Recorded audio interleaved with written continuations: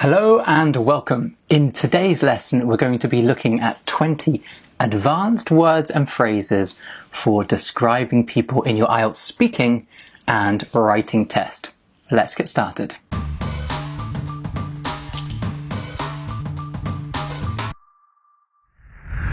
Welcome, my name is Eli, and in this lesson we're going to be looking at 20 advanced words and phrases to help you describe people. Now, as you'll know, that happens very regularly in the IELTS speaking and also the writing test, so this lesson is going to be very helpful for you. Now, the first phrase is this: the kind of person who. I personally really like this phrase, and I really like to teach it to my students. It's a phrase for describing the typical behavior of someone. And we would use it very regularly in the IELTS speaking test, not so much in the IELTS writing test. Now, listen to the pronunciation. The kind of person who. Repeat after me. The kind of person who. Okay. The type of person who. Do you hear it? The type of person. The type of person. The type of person who. Okay. He's the kind of person who goes to bed at the same time every night.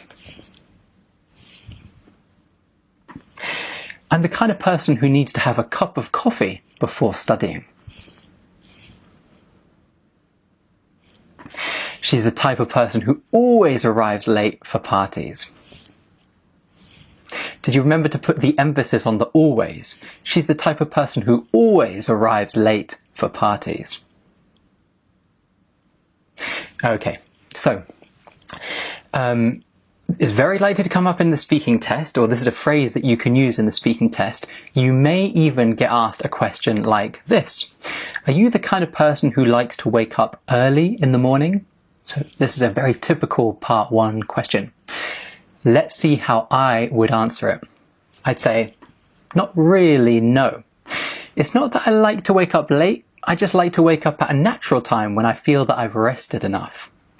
I've never really been the type of person who feels that I have to wake up at the crack of dawn in order to make the most of the day.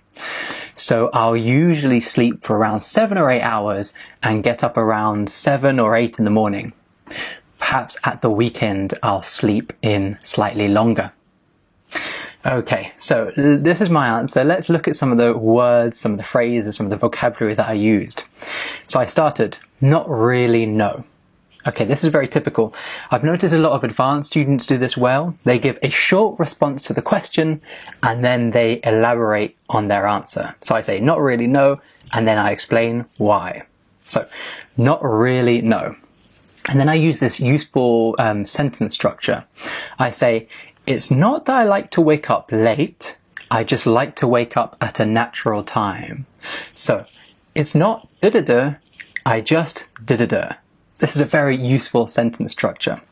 For example, it's not that I don't often eat meat, I just don't like the taste very much. Or, it's not that I find sports boring, I just have better things to do. So, it's not da-da-da, I just da-da-da. Okay, I also say I've rested enough, so that means I've rested a sufficient amount, so enough and sufficient are synonyms. I've never really been the type of person who. Now I say the type of person, that's because in the question it says the kind of person. So you can impress the examiner. If the examiner asks you, are you the kind of person? You can say, well, I've never really been the type of person. It's because these phrases can be exchanged. The kind of person, the type of person. Okay. So I've never been the type of person who feels that I have to wake up at the crack of dawn. So that's just at sunrise, when the sun is just coming over the horizon. The crack of dawn. So dawn is the morning. The crack of dawn is when the sun rises.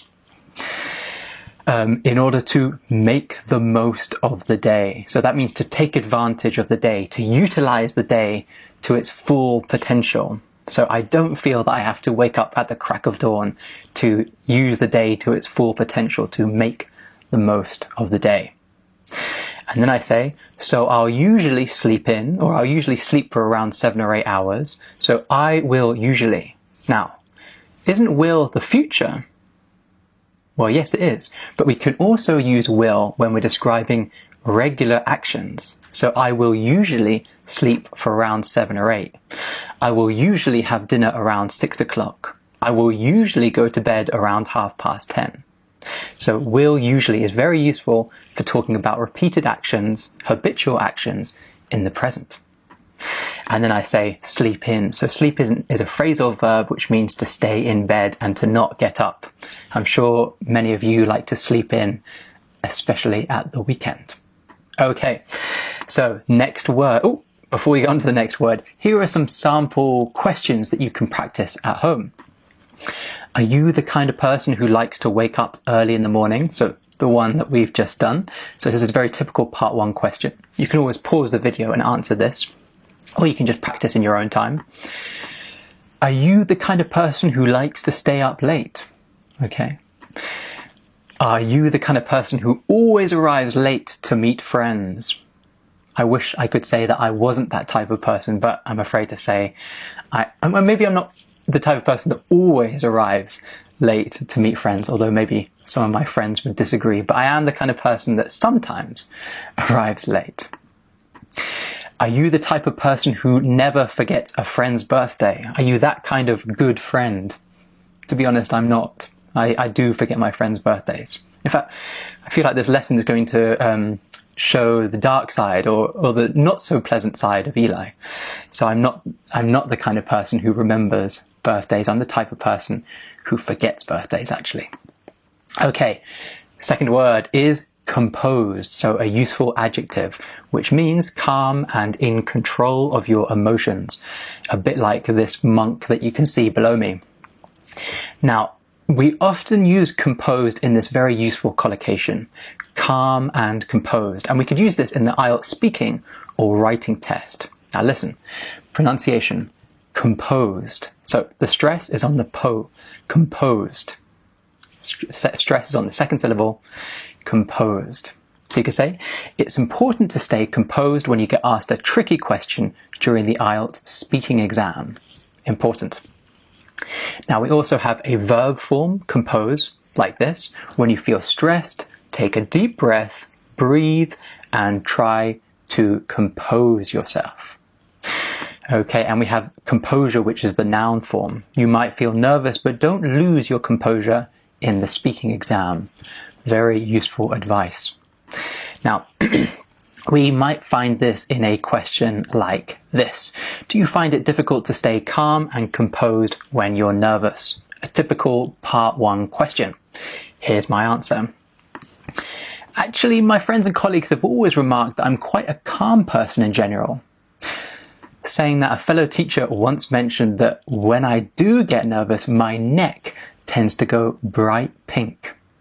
In fact, when I've rewatched some of my YouTube lessons, I've noticed that happening quite a few times. It's a little bit embarrassing, but I guess it's natural to be nervous on camera. Okay, it's very true. If you watch my YouTube videos, if I get nervous, you'll see my neck goes bright pink, which is rather embarrassing, but it's okay. So I start with actually. So actually is very useful for the speaking test. It's like in fact. And then I've got this phrase remarked. So remarked is a bit like say or tell, except it's usually when someone says something about you or maybe a short sentence and they don't really expect an answer. They just make a remark. And I've got this phrase saying that. So that's a bit like however. It's when you reflect on something you've already said. Again, very useful for the speaking test. So saying that, a fellow teacher once mentioned that when I do get nervous, my neck tends to go bright pink. Tends to is very useful for the speaking test, for talking about something that's usually true but not always true. And you'll see tends to at various points throughout this lesson, so keep an eye out for it. Then I say, in fact, when I've rewatched some of my YouTube lessons, I've noticed that happening quite a few times. So again, in fact, a small discourse marker just to connect it all together. And then on camera, which is a phrase to mean in front of the camera, when you're on camera.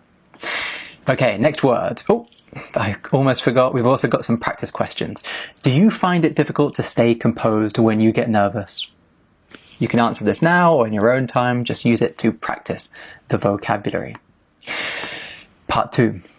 Describe someone you know who is very good at staying composed in difficult situations. Okay, so you might be expected to speak for 2 minutes on this question. Again, the word composed, very useful here. What jobs require people to be very composed? I guess things like pilots, firefighters, people that need to stay calm, especially in difficult situations. Here's a part 3 question.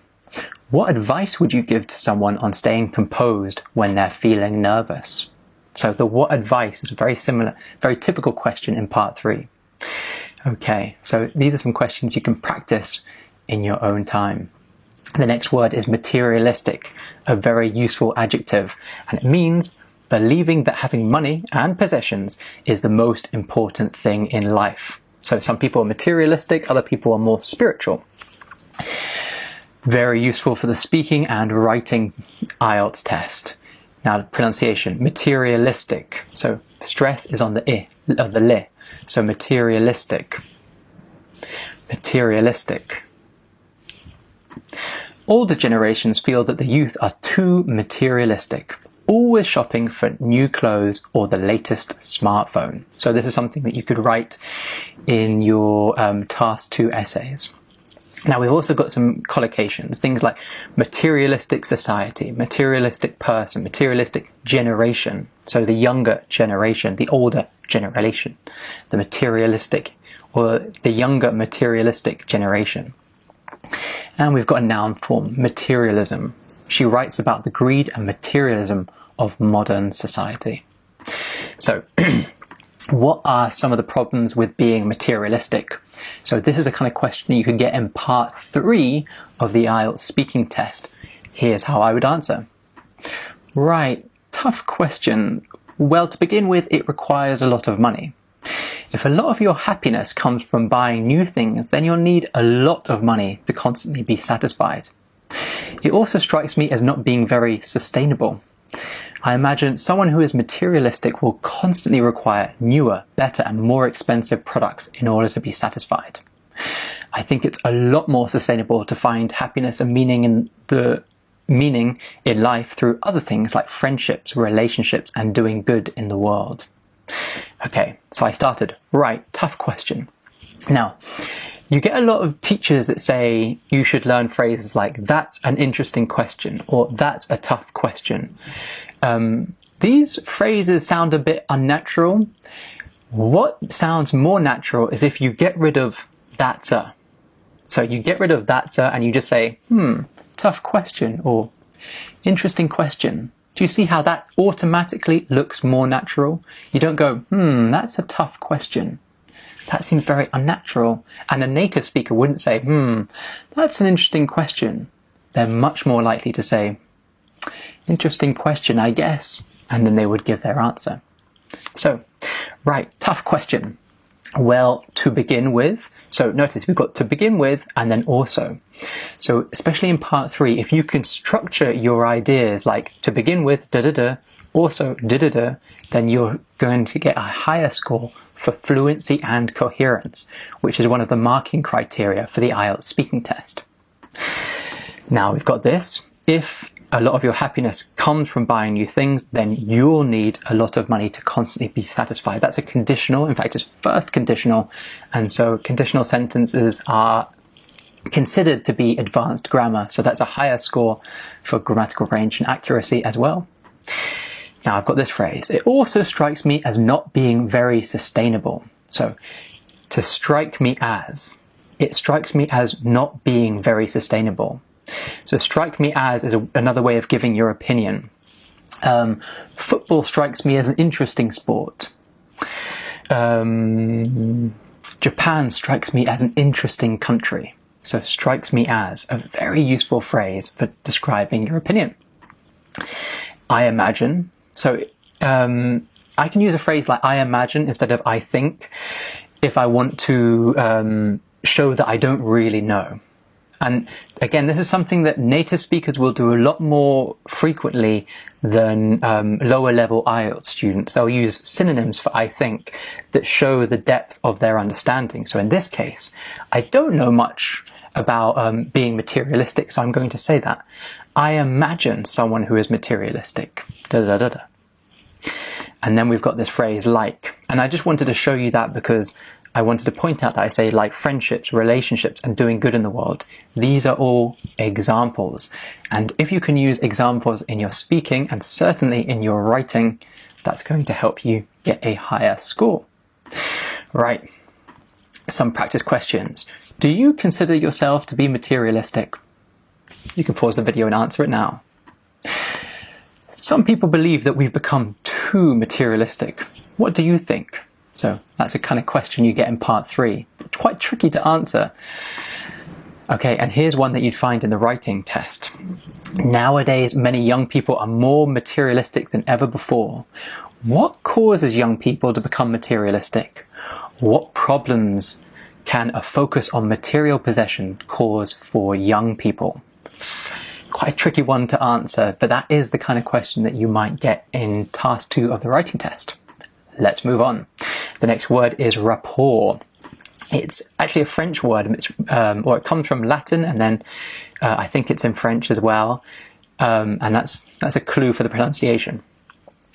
A good understanding of someone and an ability to communicate well with them. You can use it in the speaking and the writing test. And in fact, a student that I did a speaking test used this word recently.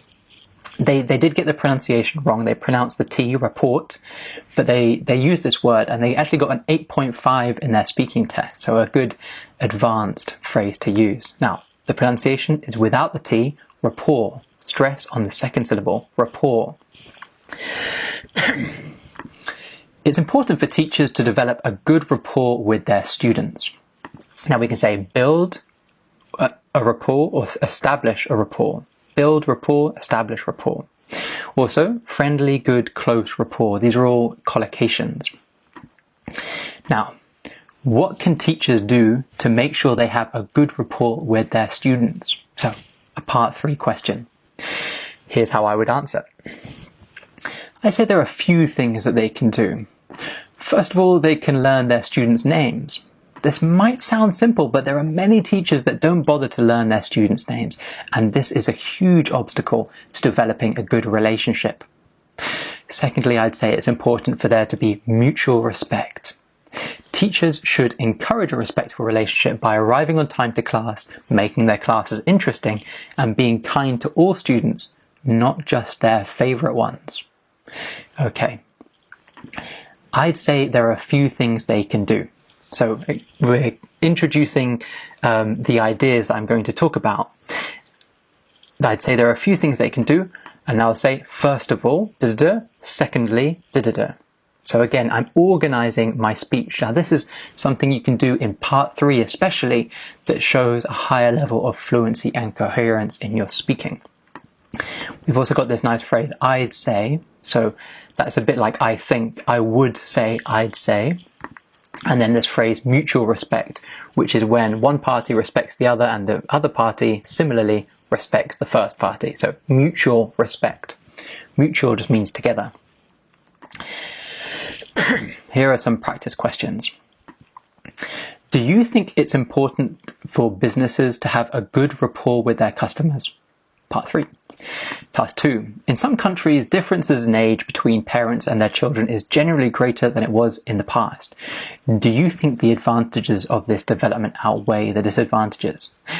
Now, you'll notice this question doesn't have the word rapport in it, but you might want to talk about how for older parents, it might be difficult to establish a good rapport with their children because there's such an age gap, a generation gap between them. So rapport is very useful for the speaking and the writing test. The next word is diligent, which is an adjective that means careful and using a lot of effort, a bit like this scientist that you see below me. Now we use this in the speaking and the writing test, and the pronunciation is like this, diligent. Okay, where's the stress? Diligent. It's on the first syllable. Diligent. Diligent students tend to do better in exams than those that try and cram last minute. So cramming is when you're studying feverishly right before the exam. And to study feverishly means to study a lot, and in kind of a manic, uncontrollable way, not organized or diligent like this scientist below me. So collocation, diligent student, is very common. We've got a noun form, diligent, and an adverb form, diligently. You can always pause the video and read the examples. But I'm going to continue. Were you a diligent student in high school? Not really. There were some subjects like maths and English that I took seriously and studied for a lot. However, in general, I wasn't a particularly diligent student. My best friend was in most of my classes, and he was such a distraction. He told amazing stories, and I was always more interested in what he had to say than the teacher. I remember it used to drive my teachers mad, and we'd often get in trouble for talking too much. True or false? Unfortunately, it is true. I really enjoyed chatting to my best friend in history class in particular. Anyway, on with the lesson. I started with not really, again, short response and then elaborate.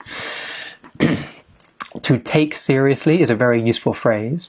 So I didn't take some subjects seriously, which means I didn't put effort into them. However, in general, talking in general terms, a useful phrase here. And then I've got this. It used to drive my teachers mad. So to drive someone mad means that you do something that gets on their nerves, makes them go crazy. A bit like, the only example I can think of is a small cousin of mine that always goes, why? And whenever you say something, they go, why? And then you give them the answer and they go, why? So it drives me mad, and it drives her parents mad as well. So it used to drive my parents mad. Now I use used to because it's in the past. It's something that happened regularly in the past. So some questions to practice this phrase.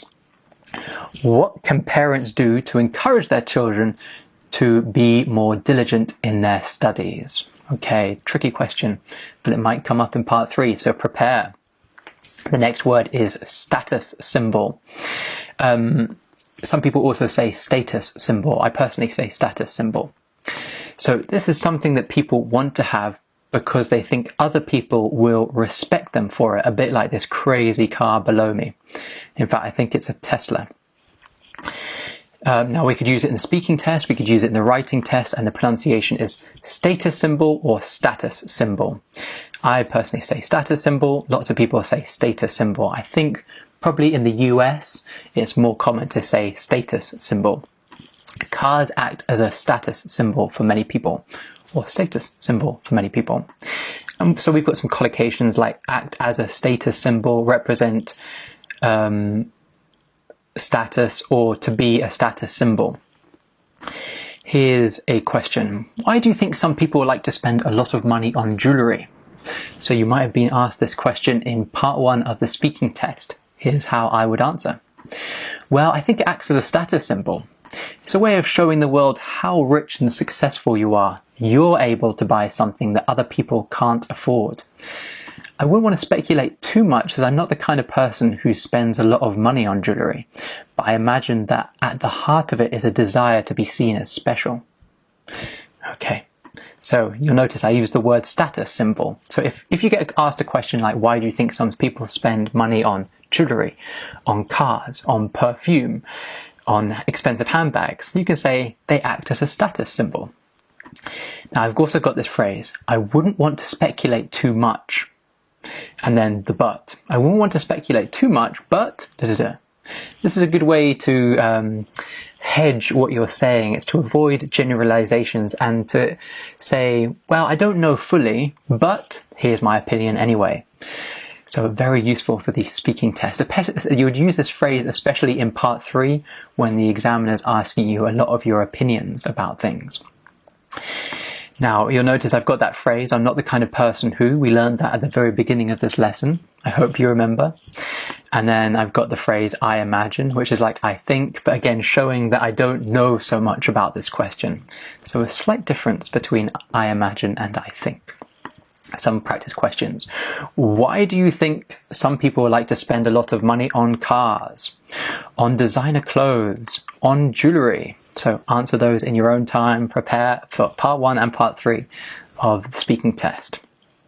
Next word, inquisitive, an adjective meaning wanting to discover as much as you can about things, sometimes in a way that annoys people.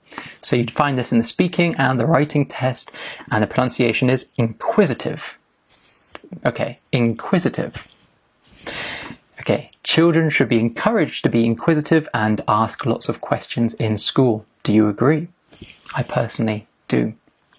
Okay, so inquisitive about something, we can talk about an inquisitive child, an inquisitive student, or even an inquisitive mind. I always complain that my mum is too nosy, however, she just says that she's inquisitive. So nosy is kind of like inquisitive, but has negative connotations, and inquisitive isn't quite as negative as nosy. But they both mean when somebody is asking lots of questions, and in the case of nosy, kind of wants to know your personal details. Here's a question. Do you know any particularly inquisitive people? Yes, I have a 5-year-old cousin who is especially inquisitive. She's always asking her parents, why? Why this? Why that? She's the kind of person who wants to fully understand everything, and it sometimes drives her parents mad.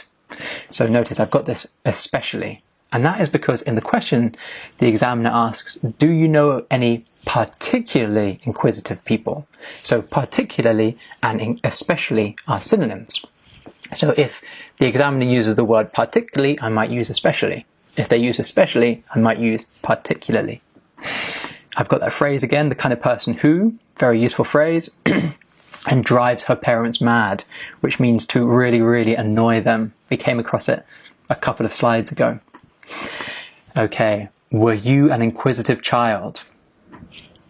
Should we encourage children to be inquisitive? How can parents encourage their children to be inquisitive?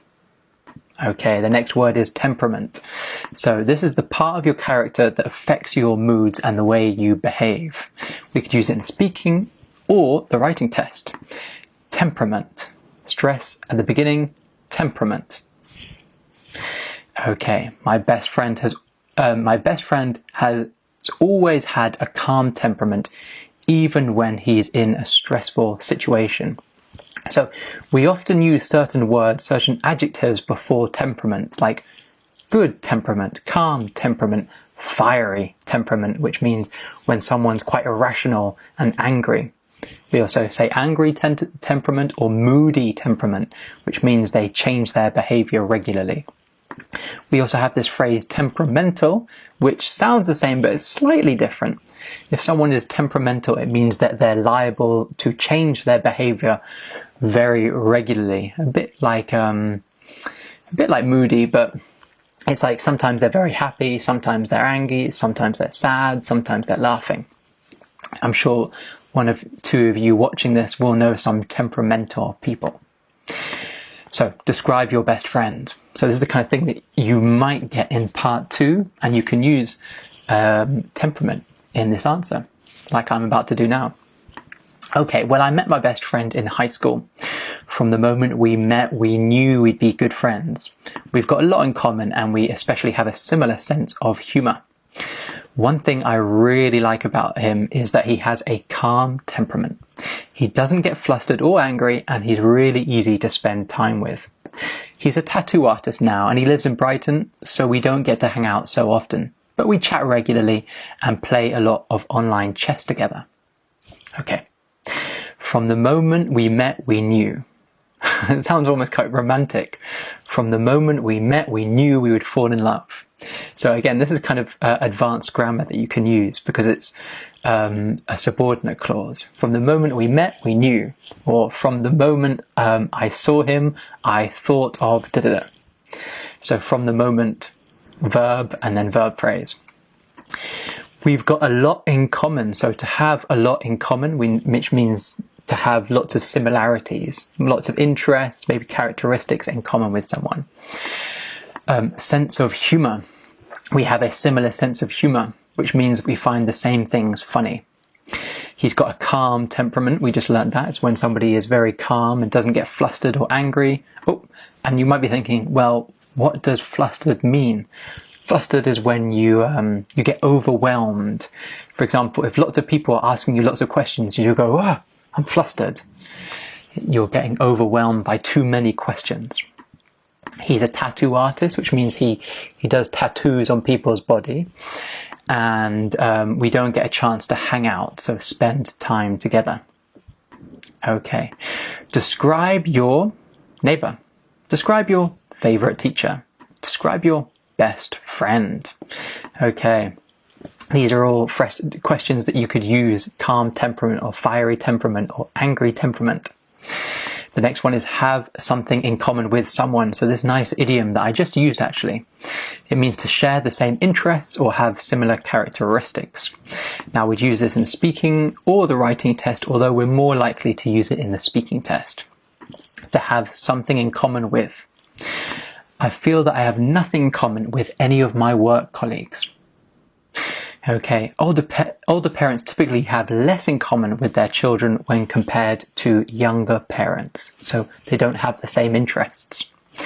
Who in your family do you have most in common with? I don't really know. There's not one person in my family that I'm especially similar to. I almost feel that I'm a bit of a mix of all of my family. I'm similar to one of my sisters in terms of having an interest in learning languages. I'm similar to my dad in a lot of our mannerisms, and I'm similar to my mum in terms of the things that I like to eat and the way we both like to spend our time doing our hobbies as much as possible. Okay, you'll notice I started with, I don't really know. Now it's fine to say that. You don't have to answer all the questions that you get asked immediately, especially if you've never really considered that before. So you go, I don't really know. But then the important thing is that you try to answer the question anyway. You don't just say, I don't really know. Next. You should always have a go at answering all of the questions. I've got this phrase, in terms of. So in terms of having an interest in learning languages. So it's a way to give examples. And then mannerisms, which is the way that you behave. A bit like your characteristics. What do you have in common with your parents? Describe someone that you have a lot in common with. Tricky part 2 question.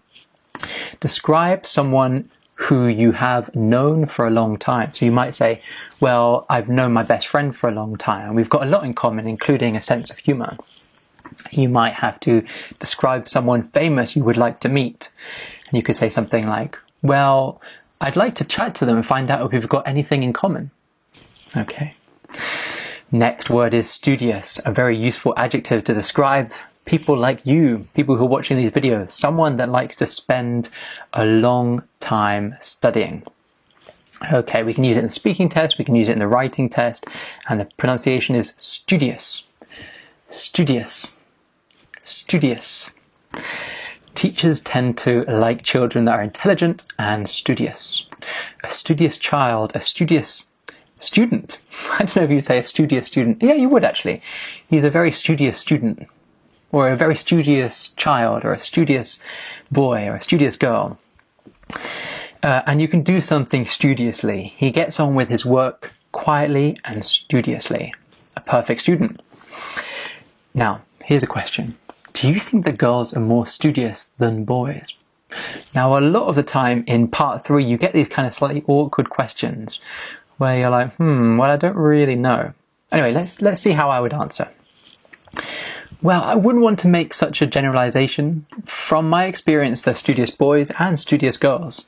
I think it really depends on the person, not necessarily the gender. In fact, out of the most studious people I know, one is a guy that I went to uni with and the other is a girl that I lived with. They were both incredibly diligent in their studies.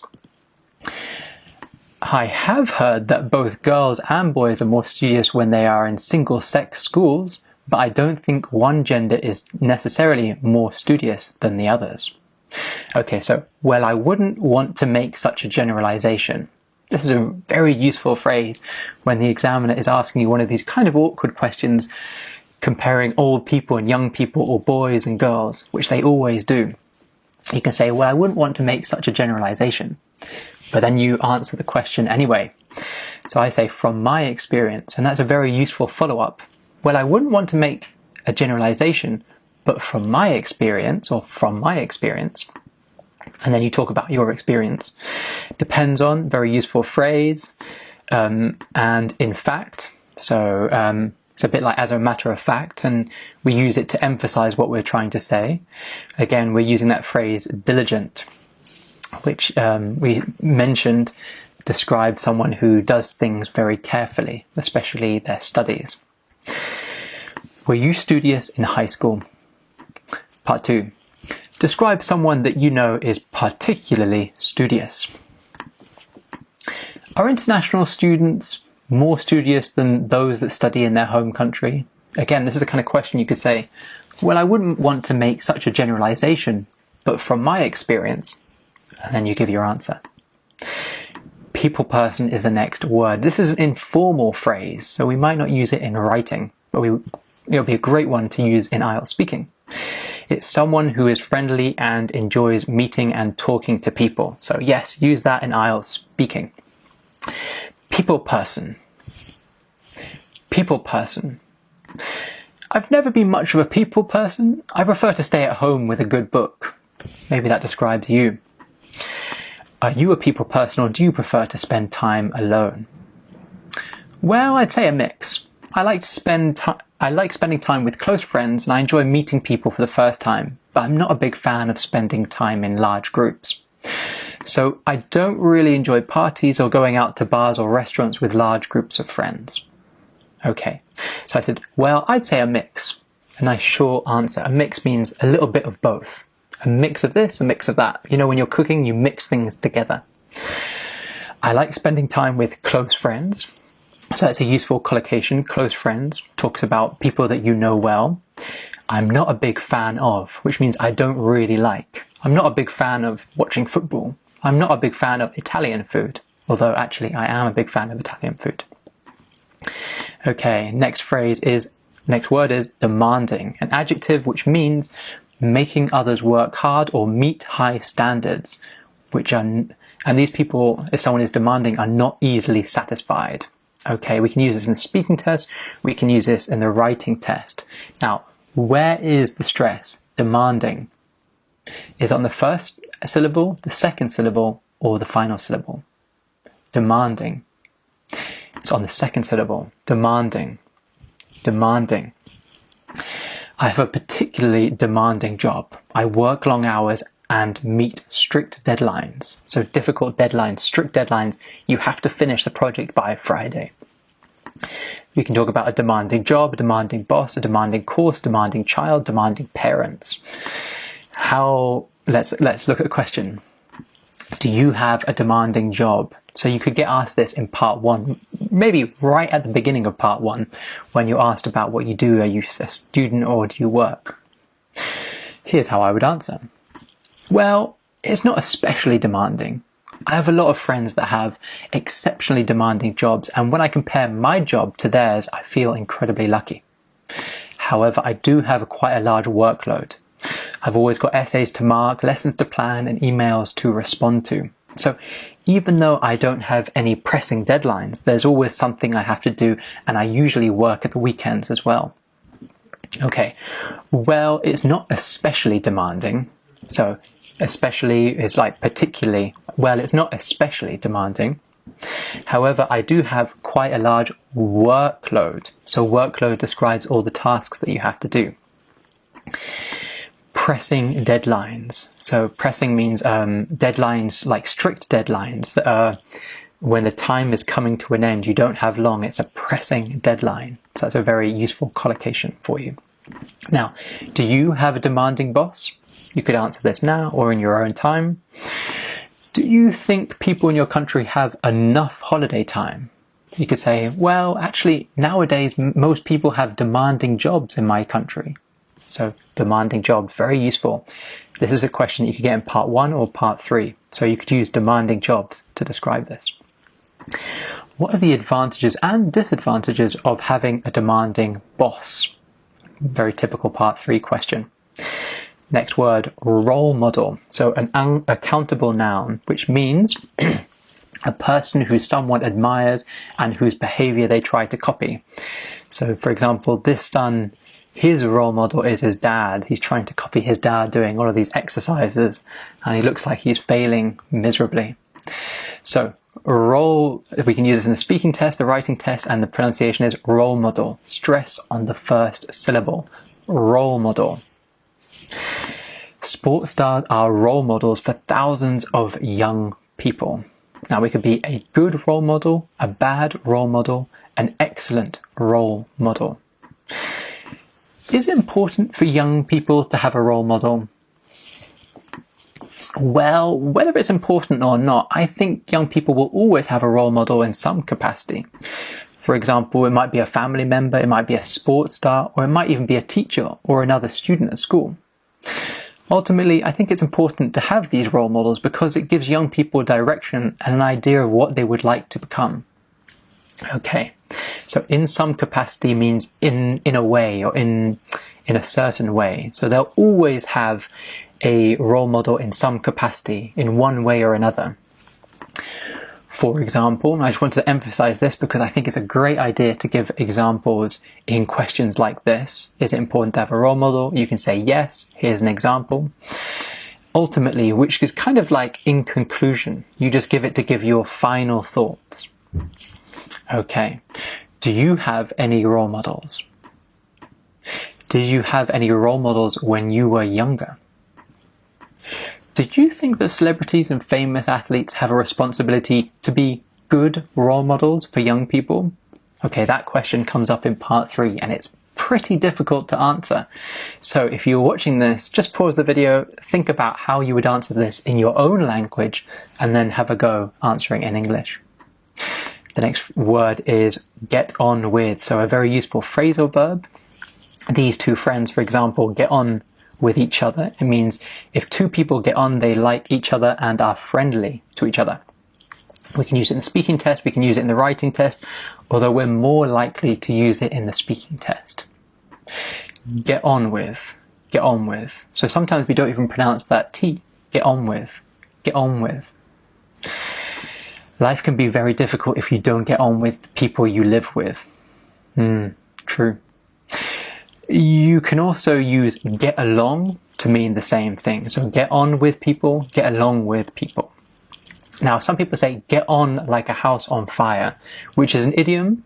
However, it's not an idiom that is used very regularly. So it's a little bit strange if you say, oh, me and my best friend get on like a house on fire. It's better just to say we get on well, or we get on with each other. Get on like a house on fire is a bit strange, to be honest. We don't really, it's a bit like raining cats and dogs, one of these idioms that we don't really say often. What can bosses do to encourage their employees to get on well together? So I think it's important that they get a chance to spend time together outside of work. If you only see people in a professional setting, it's much more difficult to form a close relationship. However, if you do activities outside of work, you get a chance to talk about different things, get to know one another better, and have a shared experience beyond simply working together. Bosses can organize activities such as meals out, karaoke, paintball perhaps, activities that basically have nothing at all to do with work. So a professional setting means at work. Form a close relationship is a nice collocation, to form a close relationship, which means to become better friends. And then we've got such as, which is like for instance or for example. And then we've got paintball that I just wanted to teach you just in case you don't know it. It's a game where you take a gun that fires paint. Sometimes in the UK at least, companies go to do paintball together as a way to bond and to become better friends. It's quite a lot of fun actually. Okay, do you get on with your colleagues at work? Is it important for work colleagues to get on well together? Next word, ambitious. Having a strong wish to be successful, powerful, or rich. We can use it in the speaking test, we can use it in the writing test. Ambitious, ambitious. Stress on the second syllable, ambitious. Okay, bosses are more likely to notice and promote ambitious staff. So we can talk about ambitious people, an ambitious teacher, an ambitious colleague, an ambitious friend. These are all popular collocations. We can also talk about ambition, which is the noun form. Her ambition is to run her own business. Or ambitiously, which is the adverb. He set off ambitiously to be the first person to climb to the top of the mountain alone. I hope he makes it back. Do you think it's a good thing to be ambitious? Yes. Well, let me think. I think it's a good thing to be ambitious as long as your ambition doesn't directly harm others. For example, I think it's a good thing to be ambitious when it comes to learning languages or getting better at sport or learning an instrument. But I don't think it's a good thing to be ambitious if it means stepping on other people to get your way. For example, I don't think it's good to get promoted at work because you somehow made it more difficult for other people to get promoted by spreading a rumor or taking credit for someone else's work. It's fine to be ambitious, but you've got to play fair. Okay, so you notice I said, let me think.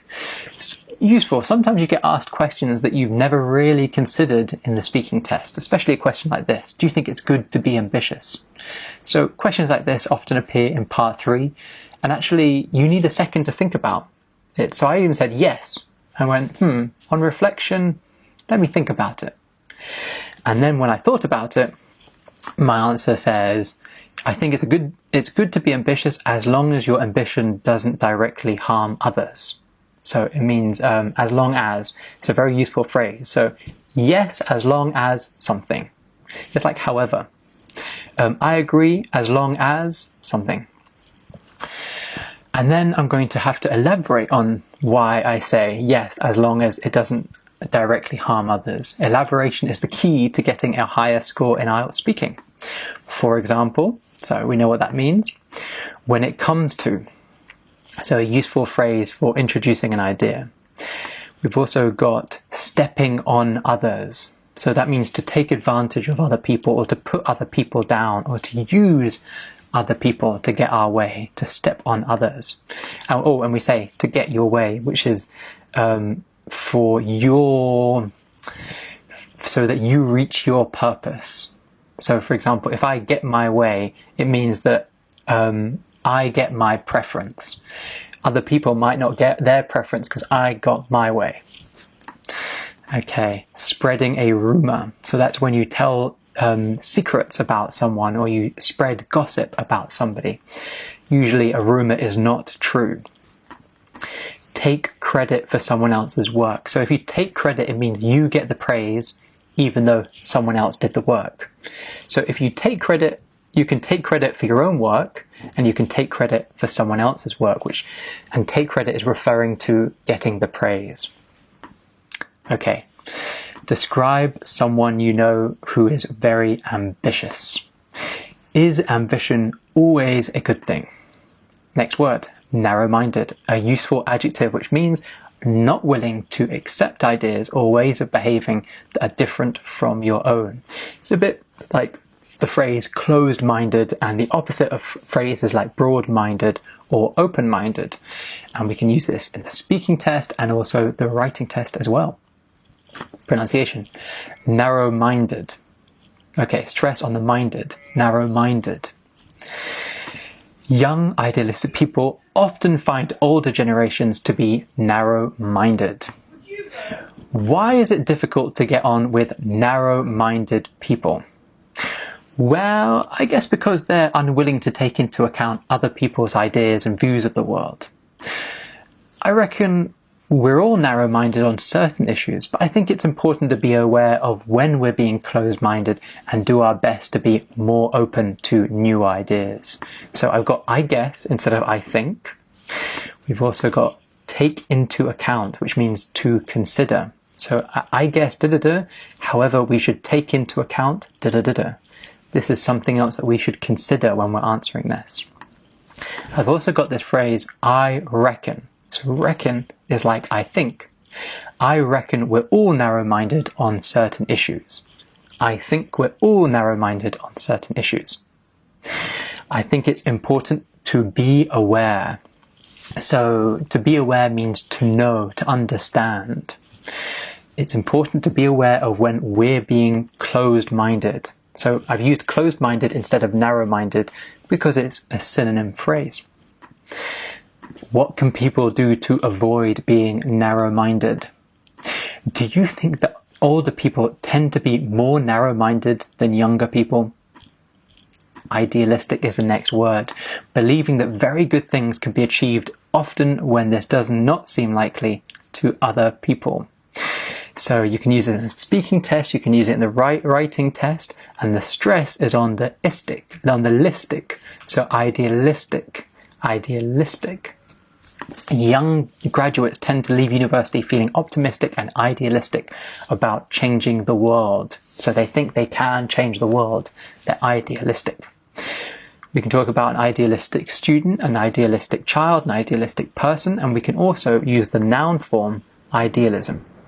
She never lost her youthful idealism and campaigned for just causes all of her life.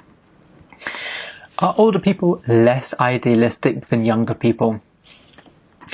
Well, I think typically there are times in someone's life when they are particularly idealistic. For example, it's a bit of a generalization, but just after graduating university, young people tend to be rather idealistic about the world. I personally think that it's a great thing when people are idealistic. Without a certain level of idealism, it's much more difficult to make any changes in the world. Okay, so I want to point out some vocabulary here. For example, it's a bit of a generalization, but very useful for part 3 when you get asked these general questions like, are boys better than girls at science? Are older people more narrow-minded than younger people? You can say, it's a bit of a generalization, but maybe, or but, and then you give your answer. So you're acknowledging that you're making a generalization, and that's going to help you in the IELTS speaking test. Now, when we're making generalizations, we often use this phrase, tend to.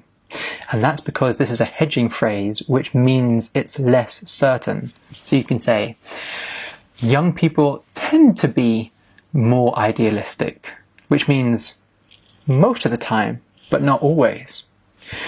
Old people tend to enjoy sports less, which means most of the time, but not always. So tend to, very useful.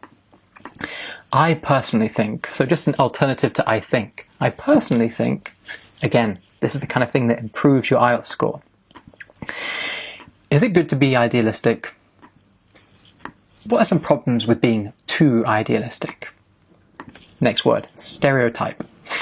A set idea that people have about what someone or someone is like. So we can use it in the speaking test, we can use it in the writing test, and the pronunciation is stereotype. Stereotype. Adverts on television are full of cultural stereotypes. Here's some collocations. Conform a stereotype, fit a stereotype, fill a stereotype, reinforce a stereotype, negative stereotype. And it should be conform to a stereotype, just for the record. Now, we've got a verb form, we've also got an adjective form. You can just pause the video and read those. I'm going to continue. What are some problems of believing stereotypes about countries? Well, I think they can misrepresent people. If people fully believe stereotypes, they'll assume that Scottish people walk around in kilts, that girls should play with pink dolls, and all Americans are obsessed with guns. These beliefs can be dangerous and grossly misrepresent people. Okay, I've used the word kilts. The kilts are the Scottish dress, the Scottish skirt that the Scottish men and also Scottish women wear, supposedly.